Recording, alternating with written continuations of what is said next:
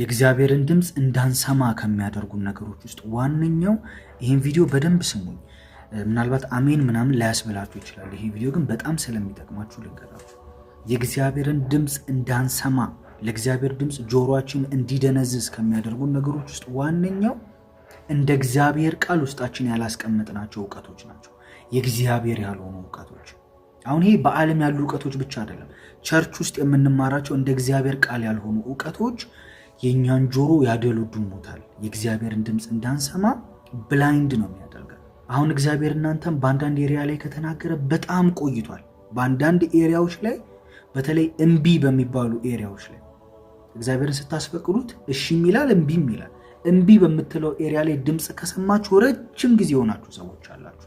አንዳንድ ዲመኒክ የሆኑ የእግዚአብሔር ያልሆኑ ዕውቀቶች ውስጣችሁ ከመቀመጣቸው የተነሳ ማለት ነው። በደንብ ስሙ። እንግዲህ የሚጠቅማችሁን ነገር በመነግራችሁ መጽሐፍ ቅዱስ ላይ ሲናገር ምን እንደሚል ታውቃላችሁ?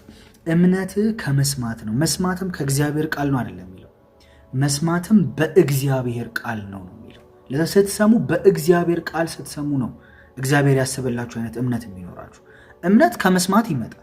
የትኛውንም ነገር ከሰማችሁ እምነት ነው እናንተ ዲቨሎፕ የሚያደርገው፣ ኔጌቲቭ የሚሆን ጥሩ የሚሆን ማለት ነው። እምነት ከመስማት ነው ካለ በኋላ መስማትም ደግሞ በእግዚአብሔር ቃል ነው ያለበት ሪዝን በእግዚአብሔር ቃል የምትሰሟቸው ነገሮች ናቸው ለእናንተ እግዚአብሔር የሚፈልገውን አይነት እምነት እናንተ ውስጥ የሚያስቀምጡት። እና ብላይንድ ነን፣ እውር ነን ባይዘው በጣም በብዙ ኤሪያዎች ላይ አንድ ሰው የሚያስተምረውን ነገር የምንሰማው በእግዚአብሔር ቃል ሳይሆን ያ ሰው ካለው ኢንፍሉዌንስ፣ ያ ሰው ካለው ታዋቂነት፣ ያ ሰው ከደረሰበት ደረጃ ተነስተን ነው አንዳንድ ነገሮችን አክሰፕት የምናደርገው። ግን የእግዚአብሔር ቃል ውስጥ አለ የሚለውን ነገር ግን ከሰማን በጣም ቆይተናል። ይሄ ደግሞ እግዚአብሔር እንዳይነገራችሁ ነው የሚያደርገው፣ ቢናገርም እንዳትሰሙት ነው የሚያደርገው። አሁን አንዳንዶቻችሁ ከእናንተ ህልም በላይ ሌሊት ከምታዩት ህልም በላይ የምታምኑት ሰንባዴ የተናገረውን ነገር ነው። እግዚአብሔር በህልም እናገራለሁ ብሎ እግዚአብሔር እናንተን የሚናገርበት ድምፁን የምትሰሙበት ወይ እያለ እናንተ ግን የምትቀበሉት አክሰፕት የምታደርጉት እግዚአብሔር ለእናንተ የሚናገራችሁን ነገር ሳይሆን የሆነ እንትን።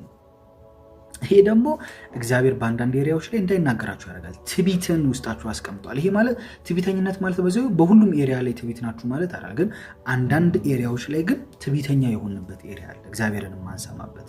እሱ ደግሞ እግዚአብሔር ካሰበልን ዴስቲኒ እያዘገየን፣ አንዳንዶቻችንን ደግሞ እያስወጣን ነው የሚሄደው። እሱ ደግሞ ትክክል አይደለም። እግዚአብሔር በዚህ ሲዝን እንድታረጉ የሚፈልገው ነገር አለ። በዚህ ሲዝን እናንተ ህይወት ላይ መፈጸም የሚፈልገው ነገር አለ። እንዲኖራችሁ የሚፈልገው ስፒሪቹዋል ማቹሪቲ አለ። የእናንተ ብላይንድነስ ግን እግዚአብሔር ላለመስማት የቆረጣችሁበት መንገድ ግን ከዛ ነገር እናንተን ሊያስቀራችሁ ይችላል ማለት ነው። ስለዚህ ስትሰሙ እኔንም ይሁን ሌሎችንም ማንንም ሰዎች ስትሰሙ እንደ ሰው ሁላችንም ገና ተመረን አልጨረስንም። ገና መድረስ ያለብን ማወቅ ያለብን ብዙ ነገር አለ። ስለዚህ ስትሰሙ አንድ ሰው እየተናገረ ያለው የራሱን ነገር እሱ የሚፈልገውን ነገር ለማጽደቅ ነው እየተናገረ ያለው ወይስ አንድ ሰው እየተናገረ ያለው የእሱን ጥፋት ለመሸፈን የሚመቹ ነገሮች ነው ወይስ የምር እግዚአብሔር እንዲያስተምር ፈልጎ ነው እያስተማረ ያለው የሚለውን ነገር ማወቅ አለባችሁ። ከጓደኞቻችሁም ጋር ቸርችም ላይ የትም ቦታ ለሚኖራችሁ አክቲቪቲ ይሄ የእግዚአብሔር ቃል ጆሮአችሁ ላይ ይቀመጥ፣ እዚህ ጋር መስሚያ ይሆናችሁ። አሁን ይሄ ከብዳል አይደል? የሚጠቅማችሁ ግን ይሄ ነው። ምናልባት አንዳንድ ውድቀታችሁን ይዞ የመጣው ህይወታችሁ ይሄ ነው። አሁን ኢፌክቱ እኮ አይገባችሁም። ዛሬ አይደለም የሚገባችሁ ኢፌክቱ፣ ዛሬ አይደለም የምታውቁት። የዛሬ 2 ዓመት 3 ዓመት የሆነ ውስጣችሁ የተቀመጠ ትምህርትና ዕውቀት የሆነ 2 ዓመት 3 ዓመት ሲሄድ ምን ይዞ እንደመጣ ህይወታችሁ ላይ ያለውን ኮንሲኩዌንስ ጉዳቱን የሆነ በሰል እያላችሁ እየቆያችሁ ስትመጡ ነው የሚገባችሁ። አንዳንዱ ሳያውቀው እድሜ ያልፋል። እግዚአብሔር ላይ ያማረረ መቼ ነው የምትጎበኘኝ መቼ ነው እያለ አንዳንዱ እድሜውን ይጨርሳል። አንዳንዱ እግዚአብሔር ነቅቶት ደግሞ እግዚአብሔር አግዞት ደግሞ ሲነቃ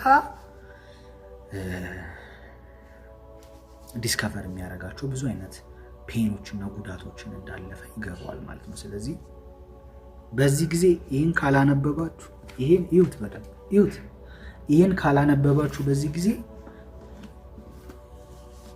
ምን አለፋችሁ አደገኛ መስመር ውስጥ ናችሁ ያላችሁት ማለት ነው። ለዚህ የሚጠቅማችሁ ይሄን እግዚአብሔርን ቃል አንብቡ። ከዛ በዛ ባነበባችሁት ባወቃችሁት በእግዚአብሔር ቃል ሆናችሁ ነገሮችን ፐርሲቭ አድርጉ። አለበዚያ አይበጃችሁም፣ አይበጀኝም፣ አይበጀንም።